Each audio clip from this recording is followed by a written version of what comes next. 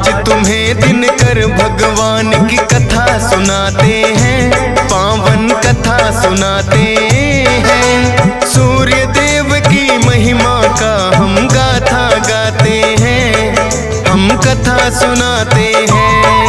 हम आज तुम्हें दिनकर भगवान की कथा सुनाते हैं, पावन कथा सुनाते हैं। सूर्य देव की महिमा का हम गाथा गाते हैं, हम कथा सुनाते हैं। ये सूर्य देव भगवान करे सबका ही कल्याण, ये सूर्य देव भगवान करे सबका ही कल्याण।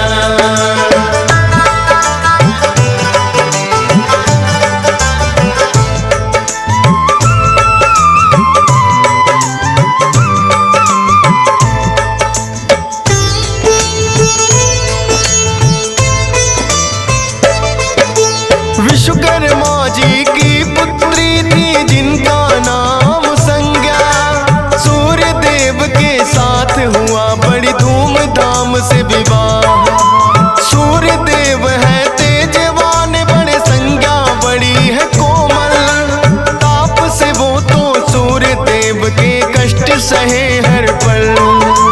लेकिन सूर्य देव को कुछ बोल न पाती थी, भले कष्ट सह पर पत्नी का धर्म निभाती थी।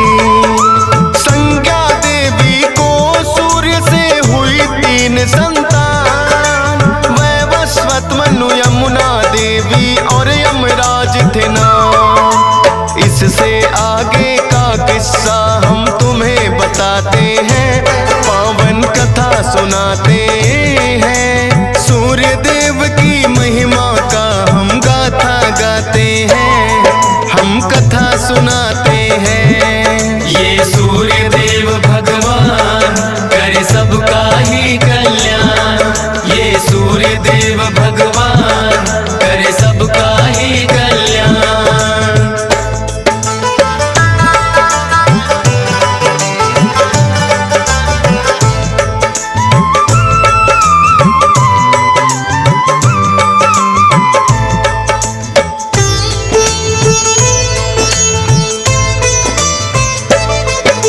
संज्ञा देवी के कष्ट में लेकिन कमी न आई, अब भी तेज वो सूर्य देव का सहन न कर पाई।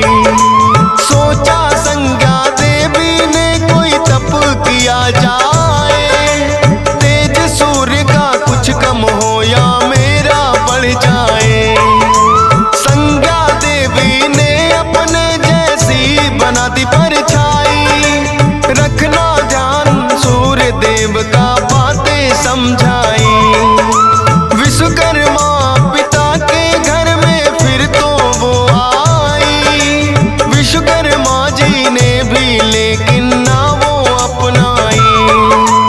तब करो किसी वन में जाकर वो उन्हें बताते हैं, पावन कथा सुनाते हैं। सूर्य देव की महिमा का हम गाथा गाते हैं, हम कथा सुनाते हैं। ये सूर्य देव भगवान करे सबका ही कल्याण, ये सूर्य देव भगवान करे सबका ही कल्याण।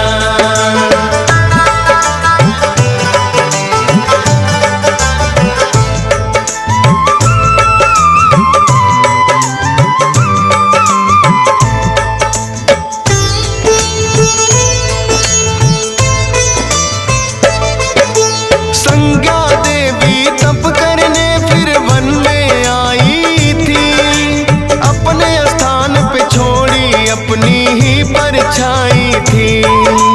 छाया को भी सूर्य देव से हुई 3 संतान, सांवरणी, मनु, शनि देव और बदरा रखे नाम। लेकिन कुदरत ने खेला है भक्तों खेल निराला, छाया गर्भ में शनि देव का हुआ है रंग काला।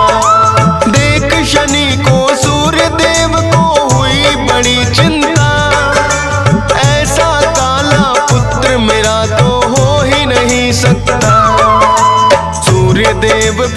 शनि देव को ना अपनाते हैं, पावन कथा सुनाते हैं। सूर्य देव की महिमा का हम गाथा गाते हैं, हम कथा सुनाते हैं। ये सूर्य देव भगवान करे सबका ही कल्याण। ये सूर्य देव भगवान करे सबका ही कल्याण।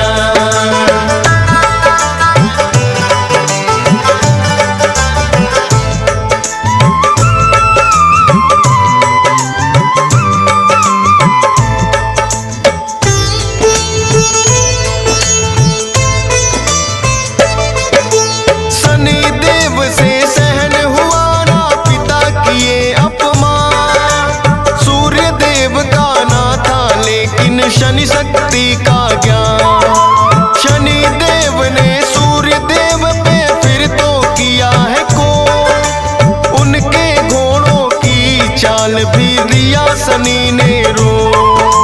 वक्र दृष्टि पड़ी शनि की, नेत्रहीन सारथी हुए, 6 रोगी हुए सूर्य देव जिस कारण बेचैन हुए।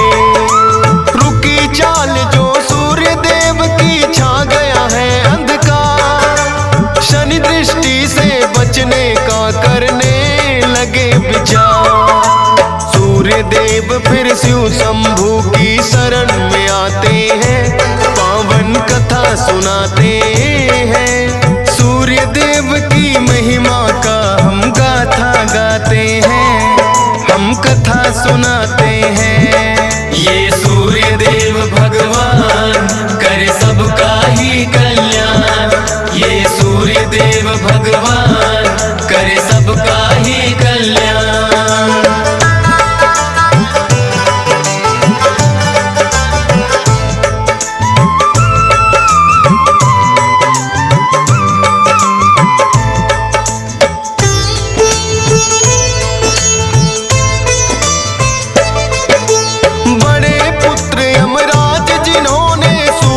समझाया अपने तप से 6 रोग भी सूर्य का है मिटाया।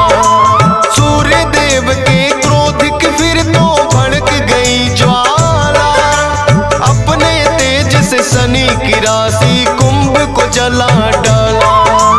बोला फिर यमराज ने ये आपस का भेद मिटाओ, शनि देव भी पुत्र तुम्हारे उनके घर में जाओ।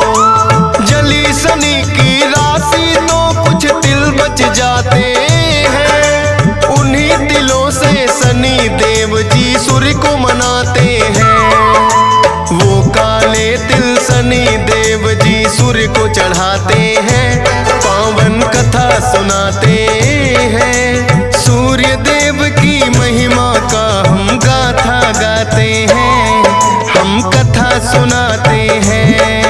ये सूर्य देव भगवान करे सबका ही कल्याण। ये सूर्य देव भगवान करे सबका ही कल्याण।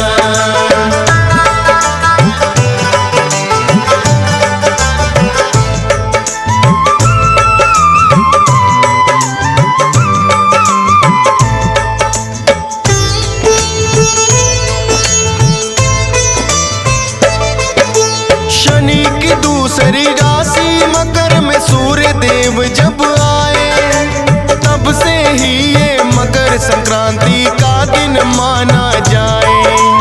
काले तिलों से सूर्य देव को पूजा जाता है, भक्तों मकर संक्रांति का दिन जब जब आता है।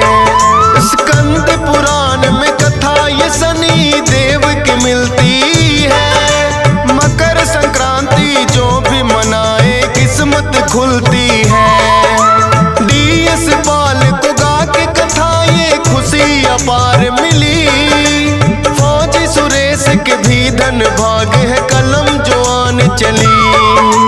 हंस राज रलहन सुनकर हर्षित हो जाते हैं, पावन कथा सुनाते हैं। सूर्य देव की महिमा का हम गाथा गाते हैं, हम कथा सुनाते हैं। ये सूर्य देव भगवान